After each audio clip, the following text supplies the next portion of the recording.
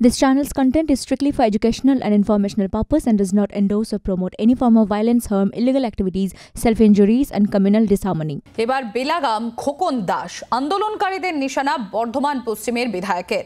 এই সমস্ত লোকেরা অশান্তির চেষ্টা করছে, আমরা যদি অশান্তি করি তাহলে ওরা থাকবে কোথায়? খোকন দাসের মন্তব্যে বিতর্ক।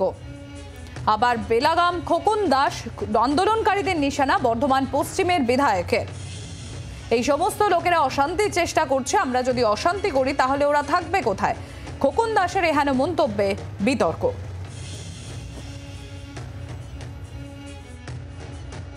সরকার কি করেছে, এখানে মুখ্যমন্ত্রী এখানে কি করেছে তার সম্বন্ধে বাজে বাজে কথা বলা, সরকার বাজে কাজ করছে বলে কথা বলা, এসব বলে মানুষকে উচকিয়ে একটা বাংলায় অস্থির অবস্থা সৃষ্টি করতে চাইছে। আমরা ভালো করে জানি যে এইসব লোকগুলো শহরে একটা অশান্তি করতে চাইছে, তাই আমরা চুপ করে আছি। আর আমরা যদি অশান্তি করি তাহলে তারা থাকবে। আপনারা শুনলেন বর্ধমান পশ্চিমের বিধায়ক তার মন্তব্য, এবং তার এই মন্তব্যকে ঘিরে ইতিমধ্যেই বিতর্ক। খোকন দাস বর্ধমান পশ্চিমের বিধায়ক, তার বক্তব্য হচ্ছে এই সমস্ত লোকেরা অশান্তির চেষ্টা করছে, তারা যদি অশান্তি করেন তাহলে ওরা থাকবে কোথায়? আর খোকন দাস বর্ধমান পশ্চিমের এই বিধায়কের মন্তব্যে নতুন করে বিতর্ক।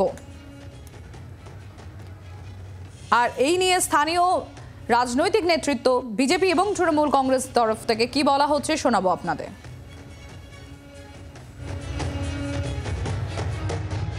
না, এটা থ্রেট নয়, কারণ আপনারা দেখেছেন এই ঘটনাটাকে নিয়ে সরকার সমস্ত রকম ব্যবস্থা নেওয়ার পরও এবং সরকার দোষীদের শাস্তির দাবি জানানোর পরও আজকে বিরোধী রাজনৈতিক দুটো দল অস্তিত্বহীন হয়ে পড়ে তারা সাধারণ মানুষকে খেপিয়ে তুলছে। আমরাও এই ঘটনার যিনি দোষী তার চরম শাস্তির দাবি করি এবং সরকারও তার চরম শাস্তির দাবি করে, কিন্তু তারপরেও মানুষকে খেপিয়ে তুলছে এবং বিভিন্ন সাধারণ মানুষের প্রতিবাদের মধ্যে ঢুকে গিয়ে অশান্তি করার চেষ্টা করছে। তো সেখান থেকে বিধায়ক দাঁড়িয়ে বলেছেন যে তারা অশান্তি করছে, আমরা তো অশান্তি করতে চাই না, কিন্তু তারা অশান্তি করলে আমরা চুপচাপ বসে থাকবো না, এই ধরনের কথা বলেছে। অশান্তি করব তিনি কথা বলেন। প্রত্যেকটা মানুষ তার গণতান্ত্রিক অধিকার নিয়ে রাস্তায় নামতে পারে। উনি কটা মানুষকে মেরে হাত পা ভেঙে দেবেন, উনি কটা মানুষের উপর আক্রমণ করবেন। আর আমরা ভারতীয় জনতা পার্টির পক্ষ থেকে আমাদের উচ্চ নেতৃত্ব মালবিয়াজি উনি যে ইয়ে করেছেন সেটাকে আমরা মানে 100% আমরা সাপোর্ট করি, এবং আমরা তার থেকেও আমরা বেশি এটা বলতে চাই যে মানুষের গণতান্ত্রিক অধিকারকে প্রতিহত করার কোনো অধিকার সে যে এমএলএ কেন এমপি হোক কোনো কারণ নেই। তো সেই জায়গাটা থেকে উনি সজাগ হয়ে এই কথাটা বলা উচিত ছিল। তো উনি হয়তো আলতাফ মন্তব্য করেছেন, উনি যত তাড়াতাড়ি সম্ভব বর্ধমানের মানুষের কাছে ক্ষমা চেয়ে নিক, এটি ওনার মঙ্গল হবে। অরূপ লাহা রয়েছেন আমাদের সঙ্গে, বিস্তারিত জানবো। অরূপ, খোকন দাস বর্ধমান পশ্চিমের বিধায়কের এহেন মন্তব্য সাধারণ মানুষজন তারা কিভাবে নিচ্ছেন, কি বলছেন তারা?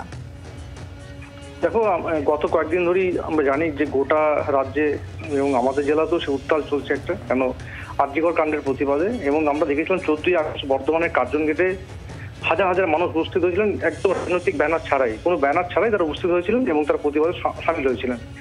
গতকালও কিন্তু বর্ধমানের কার্জন গেটে তৃণমূল কংগ্রেসের ঘোষিত যে কর্মসূচি ছিল সেখানে বিধায়ক নিজে উপস্থিত ছিলেন এবং তিনি আরজিকর কাণ্ডে যারা অভিযুক্ত তাদের ফাঁসির দাবি করেন। পাশাপাশি বিজেপি এবং সিপিএম যারা এই ঘটনাকে রাজনৈতিক রং জড়াচ্ছে তাদের বিরুদ্ধেও তিনি হুঁশিয়ারি দেন এবং কার্যত তিনি বলেন যে যদি বাড়াবাড়ি করা হয়, আমরা যদি পথে নামি তাহলে কিন্তু তারা ঘর ঢুকিয়ে দেওয়া হবে, তাদের সময় লাগবে না। স্বাভাবিকভাবে এই বিষয়টা একদম উদয়ন গুহর যে লাইন, সেই লাইনেরই প্রায় পুনরাবৃত্তি। স্বাভাবিকভাবে সাধারণ মানুষ সেটা ভালো চোখে নিচ্ছেন না, তারা প্রত্যেকেই দাবি করছেন যে আরজিকর কাণ্ডের ফাঁসি চাই। তাই বলে এই নয় যে রাজনৈতিক দল যারা বিরোধীরা যারা পথে নেমে প্রতিবাদ করছেন, ফাঁসির দাবি করছেন, আরজিকর কাণ্ডের প্রতিবাদ করছেন, তাদের বিরুদ্ধে কেন বিধায়ক মন্তব্য করবেন? যদিও তারা সামনে আসছেন না, কিন্তু শহরের যারা নাগরিক, যারা শহর নাগরিক, তারা প্রত্যেকেই কিন্তু এই খোকন দাসের এই মন্তব্যের সঙ্গে সহমত পোষণ করছেন না।